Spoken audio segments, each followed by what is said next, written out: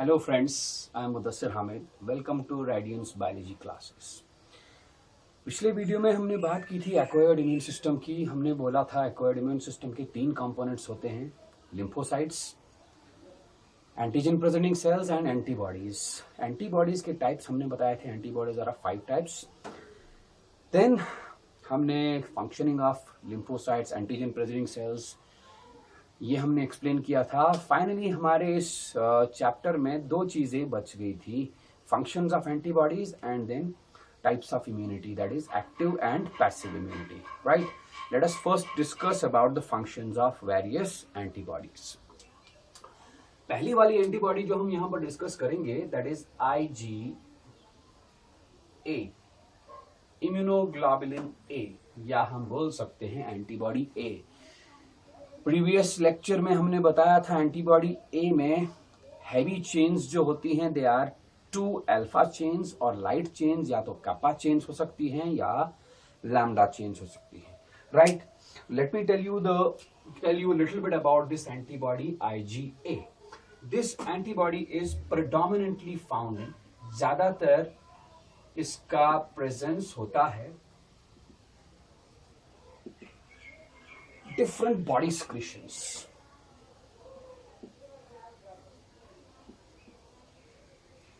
बहुत सारे body secretions में होता है, like it is found in milk, it is found in mucus, saliva में भी हो सकता है, it is found in gastrointestinal tract secretions, etc. Gastrointestinal tract secretions, mucus, saliva, and respiratory tract secretions, etc.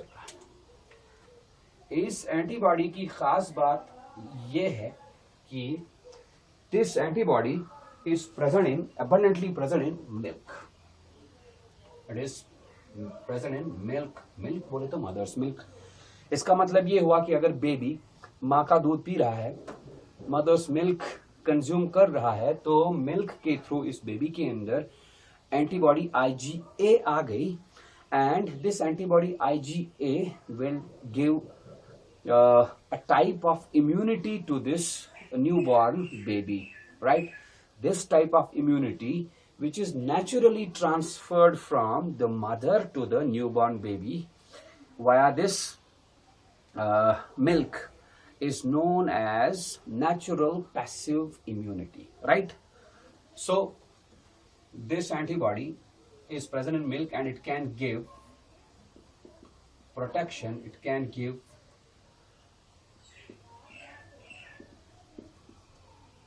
protection to newborn babies.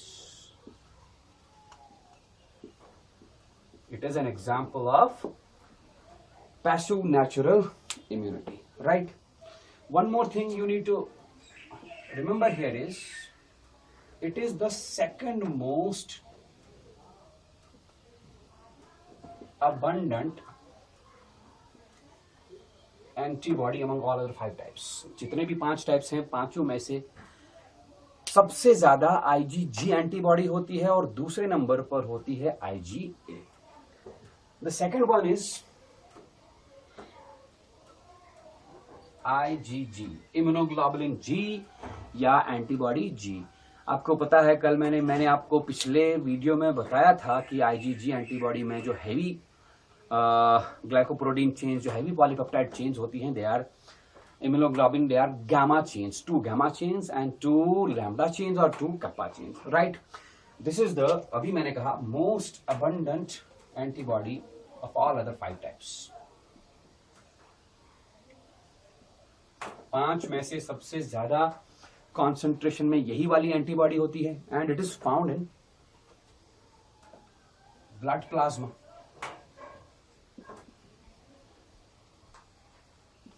Serum भी बोल सकते हैं। It is found in blood plasma, it is found in serum, it is the most abundant type of antibody. This antibody can cross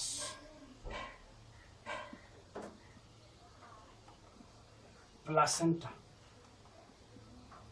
placenta को cross करके ये mother's circulation से, mother's blood से foetus के ब्लड में आ सकता है। Again यहां पर हम बात करेंगे, फीटस के ब्लड में आईजीजी आ गया थ्रू प्लेसेंटा, इसका मतलब fetus will be protected from infections with the help of this IgG. तो फीटस को जो ये प्रोटेक्शन मिली, जो इम्यूनिटी मिली by the natural transfer of IgG antibody via placenta, इस इम्यूनिटी को भी हम नेचुरल पैसिव इम्यूनिटी बोल सकते हैं। सो कुल मिला के बात ये हुई कि एंटीबॉडी आईजीए और एंटीबॉडी आईजीजी ये नेचुरल पैसिव इम्यूनिटी दे सकते हैं to the newborn. IgA will give natural passive immunity to the newborn babies, while as IgG will give natural passive immunity to the fetus that is still present in the womb of the mother. The next one here is IgA हुआ, IgG हुआ, the next one is IgD,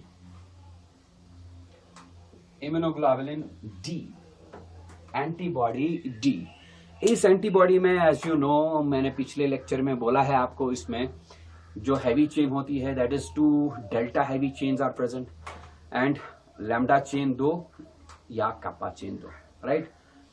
this antibody is present in very low concentration,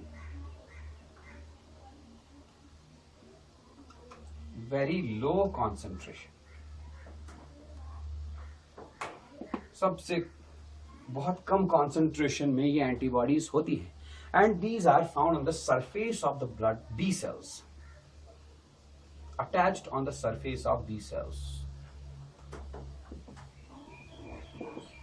B lymphocytes के surface पे जो antibodies होती हैं वो usually IgD antibodies होती हैं। So they are involved in B cell activation. आपको अगर याद होगा, ये मैंने आपको अपने एक्वायर्ड इम्यूनिटी वाले वीडियो में बताया था बी सेल का एक्टिवेशन कैसे होता है। TH2 cell, helper T cell 2, helper T cell 2 जब बी लिम्फोसाइट के साथ बाइंड होगा, बाइंड कैसे होगा, बी लिम्फोसाइट के ऊपर एक रिसेप्टर होता है, that receptor is none other than IgD, इसी के थ्रू बाइंड होगा। जब इसके थ्रू बाइंडिंग होगा हेल्पर टी सेल का बी लिम्फोसाइट के साथ, तो बी लिम्फोसाइट एक्टिवेट होगा, तब जाके वो बी लिम्फोसाइट डिफरेंशिएट होगा into plasma cells and memory cells. उसके बाद प्लाज्मा सेल्स स्क्रीट करती हैं कौन सी antibodies, they secrete mostly IgG antibodies, right, yes, IgG antibodies, and they show humoral response। और हम memory B cells present रहती है as ready-made soldiers for the future encounter of the same antigen। अगली वाली जो एंटीबॉडी है हमारी that is IgE।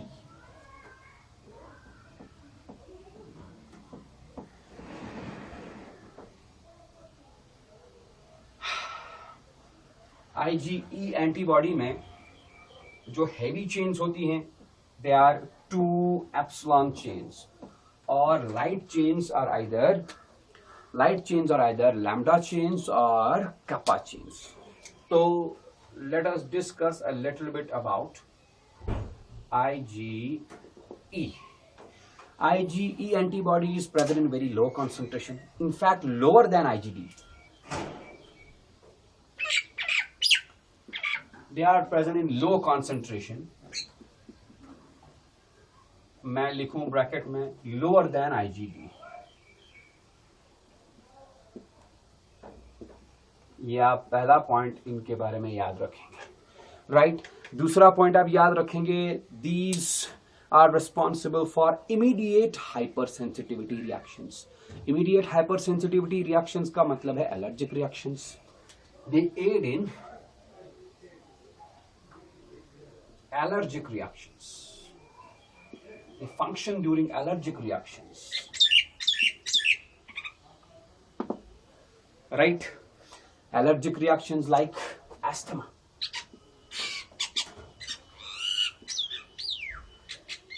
hay fever, etc. Okay, and they also protect us from parasitic worms.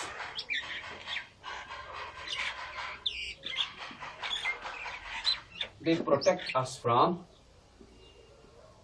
parasitic worms.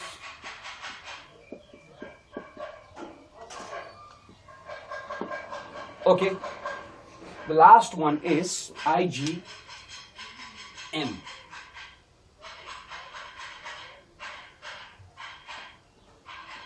IgM antibody में mu heavy chains होती हैं और light chains are either kappa chains और lambda chains. These are also known as primary response antibodies.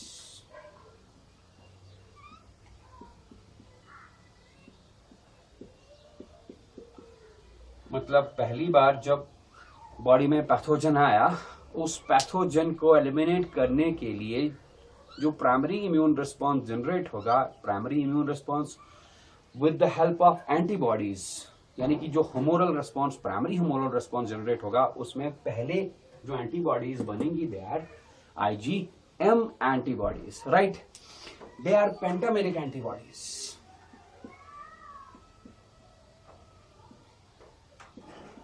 मैंने आपको पिछले video में बताया था एक एंटीबॉडी में 2 एंटीजन बाइंडिंग साइट्स होती है, क्योंकि ये पेंटामेरिक है. पेंटामेरिक मतलब it is actually a combination of 5 monomeric antibodies, right. मतलब कहने का ये है कि अगर मैं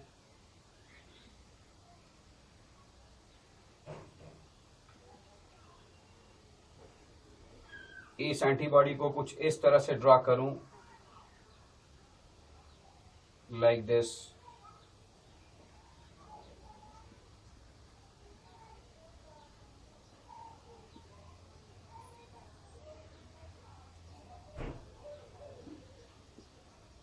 ये रहा IgM. मैक्रोमोलिकुलर स्ट्रक्चर है. एक एंटीजन बाइंडिंग साइट, दूसरा एंटीजन बाइंडिंग साइट. सिमिलरली यहां पर 2, यहां पर 2, 2 और 2, टोटल आप देख सकते हैं 10 एंटीजन बाइंडिंग साइट्स है, right. So it is a pentameric antibody having 10 antigen binding sites.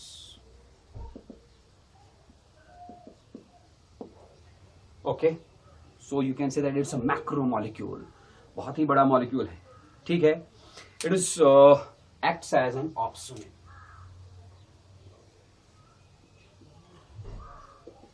लेकिन ये ऑप्शन इनका काम तब करेगी जब ये मोनोमेरिक फॉर्म में होगी, राइट. मतलब ये है कि it can be present in body secretions either in the form of pentameric forms और in the form of monomeric forms. If it is present in the monomeric form, it can act as an opsonin. What is an opsonin? Opsonin को हम simply बोल सकते हैं it is an assistant of phagocytic cells. मतलब कहने का ये है कि फैगोसिटिक सेल्स काम क्या करती हैं. फैगोसिटिक सेल्स का काम है phagocytosis. They are responsible for engulfing a foreign pathogen. ये ऑप्सोनिन का मतलब है ये फैगोसिटिक सेल को फैगोसाइटोसिस करने में मदद करती है. मतलब it makes the process of phagocytosis easy. कैसे? IgM, monomeric form of IgM, it binds to the antigen. Foreign pathogen के ऊपर बाइंड होगा, एंटीजन के ऊपर बाइंड होगा, एंटीजन बाइंडिंग साइट्स की मदद से बाइंड होगा. दूसरी तरफ इसका जो फ्री साइड होगा, वो फ्री साइड का कॉम्प्लीमेंट्री रिसेप्टर फैगोसाइट पे होगा, लाइक दिस. थोड़ा सा मैं दिखाना चाहूंगा. ये मान लेते हैं ये एक फैगोसिटिक सेल है, ये रहा फैगोसिटिक सेल के ऊपर रिसेप्टर, ठीक. लेट दिस इज एन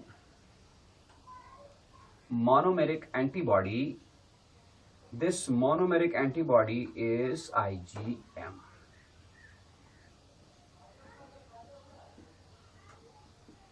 यहां पर एंटीजन बाइंड हो गया, यहां पर एंटीजन बाइंड हो गया. अब इसका ये वाला पीछे वाला जो पार्ट है, इस पीछे वाले पार्ट का कॉम्प्लीमेंट्री रिसेप्टर फैगोसिटिक सेल के ऊपर है. तो ये यहां पर बाइंड होगा, तब जाके ये फैगोसिटिक सेल इस पूरे स्ट्रक्चर को, इस एंटीजन को अंदर एनगल्फ करेगा, राइट। ओके, मतलब ये हुआ कि कभी कभार एंटीजेंस, पैथोजेंस ऐसे होते हैं कि फैगोसिटिक सेल्स के ऊपर वो बाइंड नहीं हो पाते, क्योंकि जब तक वो फैगोसिटिक सेल के मेम्ब्रेन के ऊपर बाइंड नहीं होंगे तब तक उनका फैगोसाइटोसिस नहीं हो पाएगा।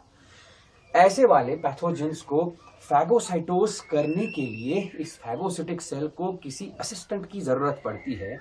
उस असिस्टेंट को हम बोलते हैं opsonin, and the process of assistance of that opsonin to the phagocytic cell to help it engulf a pathogen is known as opsonization.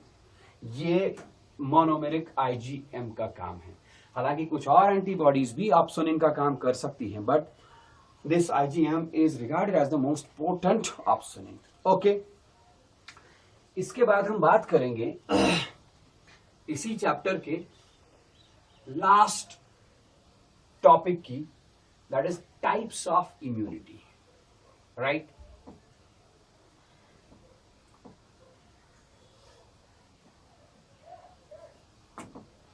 Types of immunity में हम बात करेंगे एक्टिव इम्यूनिटी और पैसिव इम्यूनिटी की। एक्टिव इम्यूनिटी क्या होती है, passive immunity क्या होती है, इनके बारे में हम थोड़ा सा बोलेंगे। Then we will discuss about the types of active immunity, then types of passive immunity. ठीक है, let us go first for active immunity.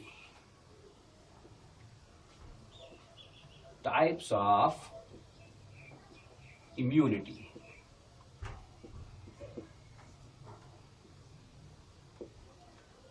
Okay, so we will write immunity के दो types होते हैं. The first one is active immunity.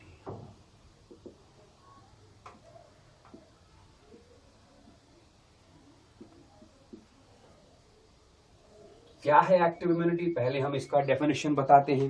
Active immunity का मतलब ये है कि एक इंसान के अंदर ऐसी इम्यूनिटी प्रोड्यूस होना जो इस इंसान में प्रोड्यूस होगी by person's own cells, right. It is because of person's, it is because of person's own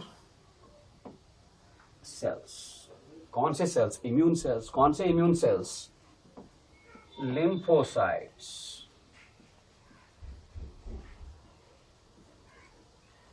right. मैं ये बता सकता हूं कि एक इंसान की खुद की बी लिम्फोसाइट्स प्रोड्यूस करती हैं antibodies. Those antibodies help in giving immunity against a particular pathogen. This immunity is known as active immunity. Okay. लेकिन ये इंसान की खुद की सेल्स एंटीबॉडीज कब बनाएंगी? They will produce antibody because person's own cells, these cells produce what? They produce antibodies. ऐसे ही थोड़ी बनाएगी एंटीबॉडी। एंटीबॉडी बनाने के लिए कुछ ना कुछ सिग्नल की जरूरत पड़ेगी ना, कुछ ना कुछ स्टिमुलस की जरूरत पड़ेगी। That stimulus is the pathogen. They produce antibodies in response to pathogens, in response to antigens. They will also produce antibodies in response to vaccines.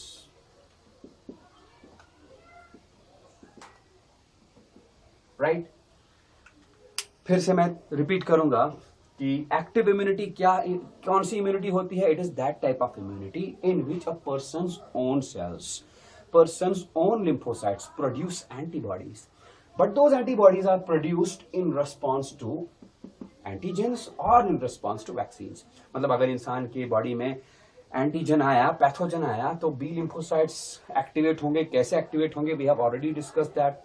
B lymphocytes activate होने के बाद डिफरेंशिएट होंगे into plasma cells and memory cells. Plasma cells produce antibodies, those antibodies will eliminate that pathogen. तो हो गया ये इंसान immune to that very pathogen, right. लेकिन कभी कभार ये इम्यूनिटी जनरेट होती है in response to vaccine as well. थोड़ी देर के बाद मैं इसको बोलूंगा जरा। इसका हम एग्जाम्पल ले सकते हैं। मान लीजिए किसी इंसान को स्मॉल पॉक्स हो गया। स्मॉल पॉक्स होने के बाद ये बीमार पड़ गया। बीमार पड़ने के बाद कुछ दिन के बाद वीकनेस आ गई, सारा सिम्टम्स आ गया, and finally this person has been cured, ठीक हो गया ये। अब हम बोल सकते हैं कि this individual, this person has become immune to the smallpox pathogen. कैसे? क्योंकि इसने स्मॉल पॉक्स के पैथोजन को एलिमिनेट किया। इसके इम्यून सिस्टम ने स्मॉल पॉक्स के पैथोजन को, स्मॉल पॉक्स के कॉजेटिव एजेंट को एलिमिनेट किया। इसके इम्यून सिस्टम में एंटीबॉडीज बनी, बी सेल्स ने एंटीबॉडीज बनाई in response to the pathogen of the smallpox and eliminated that pathogen of the small pox, right. और साथ ही साथ इसकी बॉडी के अंदर क्या रहे? Memory cells. वो मेमोरी सेल्स अब इस स्मॉल पॉक्स के पैथोजन को पहचानती हैं। मतलब अगर दोबारा से इसकी बॉडी में स्मॉल पॉक्स का पैथोजन आया तो ऑलरेडी उसको पहचानने वाले एलिमेंट्स अंदर हैं, सोल्जर्स हैं। इसलिए हम बोलेंगे कि ये पर्सन अब इम्यून हो गया टू स्मॉल पॉक्स, राइट। तो एग्जाम्पल में हम क्या लिखेंगे? A person who has been cured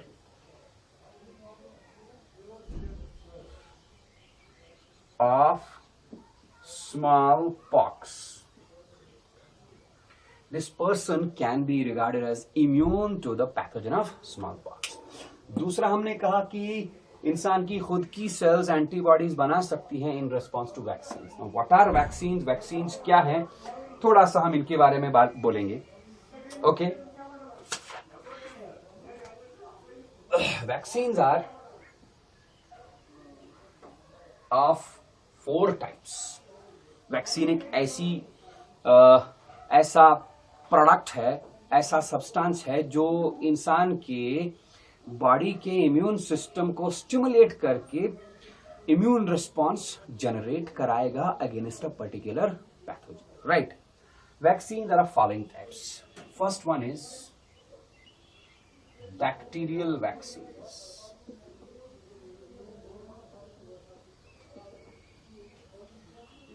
दूसरा, second one is viral vaccines.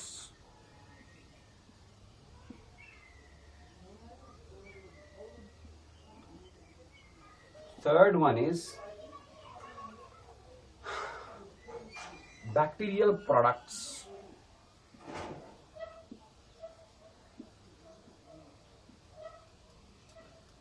In bacterial products को हम टॉक्सॉइड्स बोलते हैं।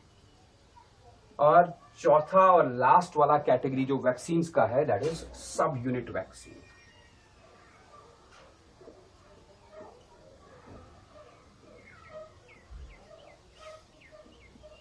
ओके, हम बारी बारी इनको थोड़ा सा, इनके ऊपर थोड़ा सा डिस्कशन करेंगे। बैक्टीरियल वैक्सीन्स 2 तरह के होते हैं। एक लाइव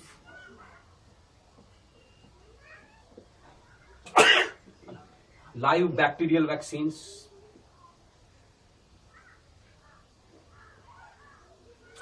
और दूसरा killed bacterial vaccines.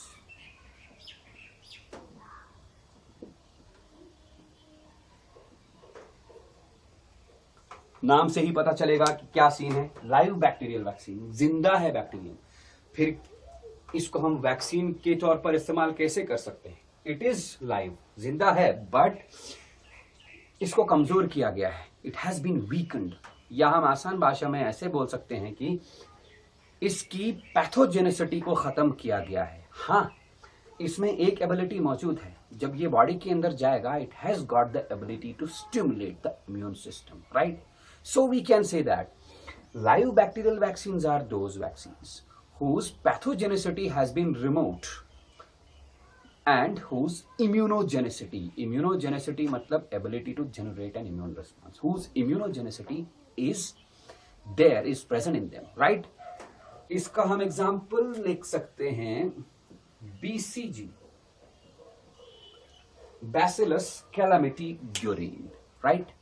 Bacillus Calmette Guerin बच्चों को, जब बच्चे पैदा होते हैं तो कुछ महीने के बाद इनको ये वैक्सीन दिया जाता है। this Bacillus calamitigurine. What is it?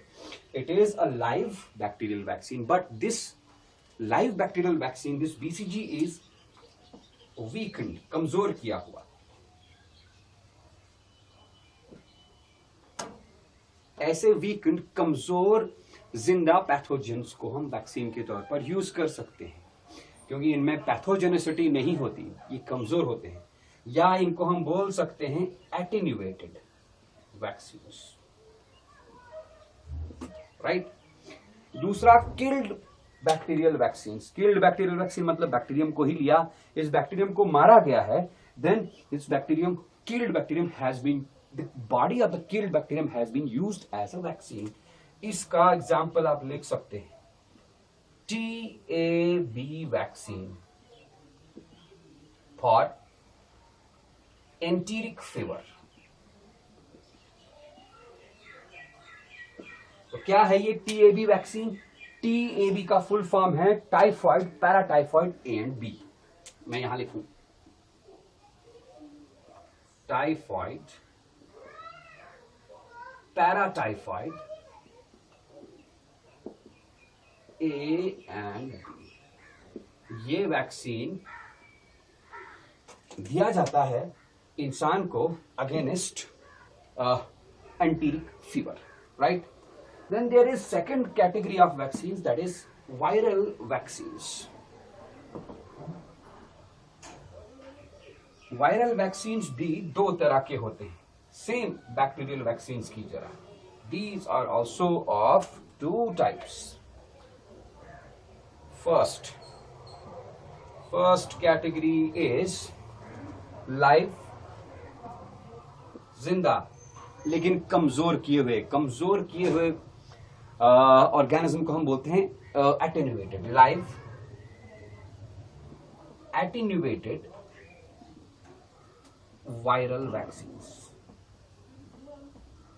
जिंदा है बट इसकी पैथोजेनिसिटी को रिमूव किया गया है, and it has only got the ability to generate an immune response, that is इसकी इम्यूनोजेनिसिटी अभी बरकरार है. दूसरी कैटेगरी इन्हीं वैक्सीन्स के अंदर आप लिख सकते हो किल्ड वायरल वैक्सीन्स. वायरस को किल किया गया है, मारा गया है, और उसकी बॉडी को, उसके शरीर को यूज किया गया है एज अ वैक्सीन. एग्जाम्पल दोनों में लिखेंगे. लाइव एटेन्यूएटेड वायरल वैक्सीन का एग्जाम्पल बहुत ही फेमस, बहुत ही इंपॉर्टेंट एग्जाम्पल हम दे सकते हैं सैबिन वैक्सीन. शायद आप इसको जानते हैं. Sabin vaccine is also known as OPV, oral polio vaccine, जो हम बच्चों को, 5 साल तक के बच्चों को ओरल ड्रॉप देते हैं. That is none other than this Sabin vaccine, and it can prevent the individuals, it can prevent us from polio. Second type of vaccine, viral vaccine is killed viral vaccine. Killed viral vaccine का आप example लिख सकते हैं, ये भी बहुत ही famous vaccine है. It is Salk vaccine.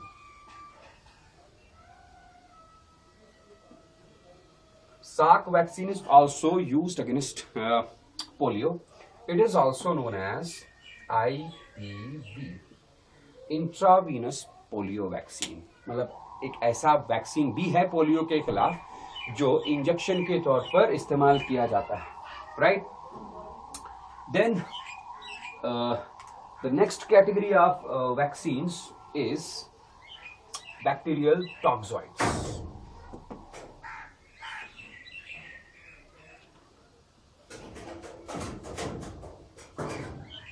Okay, ये रहा bacterial toxoids. Toxoids bacterial products या टॉक्सॉइड्स ऐसे प्रोडक्ट्स जो बैक्टीरिया स्क्रीट करते हैं. मतलब बैक्टीरियम अगर बॉडी के अंदर आया, उसने कोई टॉक्सिन स्क्रीट किया, उस टॉक्सिन से वैक्सीन बनाना, that is known as a toxoid. Bacterial toxin और बैक्टीरियल टॉक्सॉइड्स. एग्जाम्पल में हम लिख सकते हैं टॉक्सॉइड्स फॉर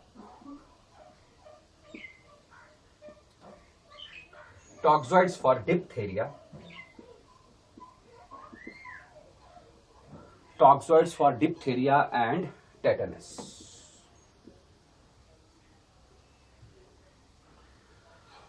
अब बचा last, that is subunit vaccine. Subunit vaccines are those vaccines which are the parts of the body of a microbe. हाँ, कोई माइक्रोब है, माइक्रोब की बॉडी का पार्ट है. माइक्रोब की बॉडी का पार्ट मतलब माइक्रोब की बॉडी का प्रोटीन, माइक्रोब की बॉडी का, पैथोजन की बॉडी का कार्बोहाइड्रेट, पैथोजन की बॉडी का कोई और पार्ट. ऐसे वैक्सीन्स को हम सब यूनिट वैक्सीन्स बोलते हैं. And these examples of these sub unit vaccine is hepatitis B vaccine,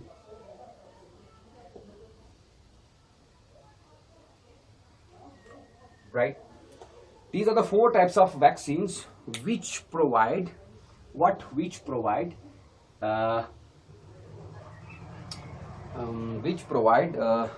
active immunity, to offspring. Which provide active immunity to humans. ऐसे में कुल मिला के ऐसे बात कर सकता हूं कि एक्टिव इम्यूनिटी एक ऐसी इम्यूनिटी है जिसमें इंसान के खुद के सेल्स स्टिमुलेट होके एंटीबॉडीज बनाते हैं. They antibodies are produced by 2 ways, either in response to the antigens और in response to the vaccine. अब देखिए, अगर एंटीबॉडी बना in response to antigen, if the antibodies are formed in response to the antigen, मतलब खुद से बना, this type of active immunity is known as natural active immunity. While as if the antibodies are produced in response to vaccines, this type of active immunity is known as artificial active immunity. So we can say that active immunity is of 2 types, natural active immunity and artificial active immunity. Natural active immunity is that type of immunity in which the person's own immune system produces antibodies. The person's own immune system generates immune response against a pathogen in response to the infection of that pathogen. While as artificial active immunity is that type of immunity जिसके अंदर एक इंसान के अंदर, एक person के अंदर हम इंजेक्ट करते हैं वैक्सीन, तब जाके वो वैक्सीन इस इंसान के इम्यून सिस्टम को, अडेप्टिव इम्यून सिस्टम को स्टिमुलेट करता है to generate an immune response against a particular pathogen. Right. हमारा अगला वाला टाइप है इम्यूनिटी का, that is passive immunity.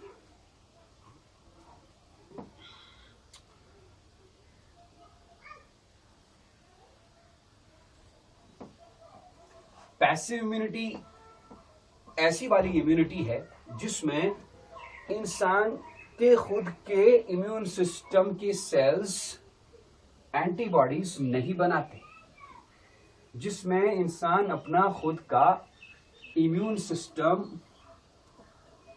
Utilise करके एंटीबॉडीज प्रोड्यूस नहीं कर पाता, जिसमें इंसान अपना खुद का इम्यून सिस्टम यूटिलाइज करके पैथोजन को एलिमिनेट नहीं कर पाता. फिर क्या, इंस्टेड इस इंसान के अंदर बाहर से एंटीबॉडीज इंजेक्ट की जाती हैं, रेडीमेड एंटीबॉडीज. या तो इंजेक्ट करेंगे हम आर्टिफिशियली, या तो किसी तरह से नेचुरली इस इंसान में आउटसाइड सोर्स से एंटीबॉडीज आती है. So we will write here passive immunity.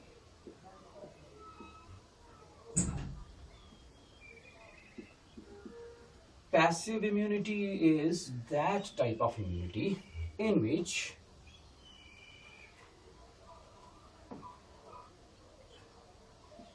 antibodies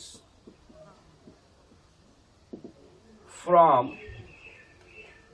some outside source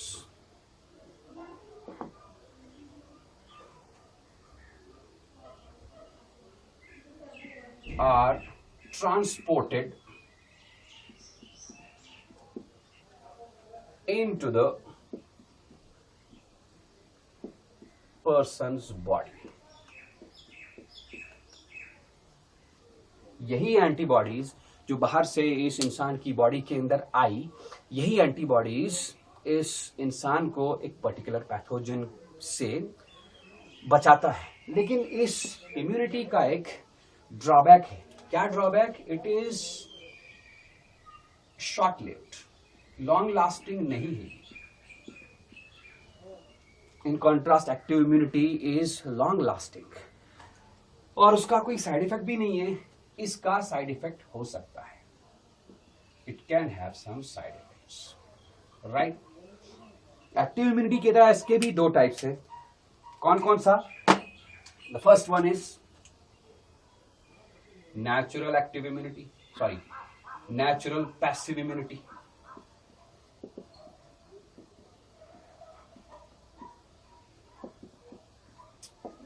And second one is artificial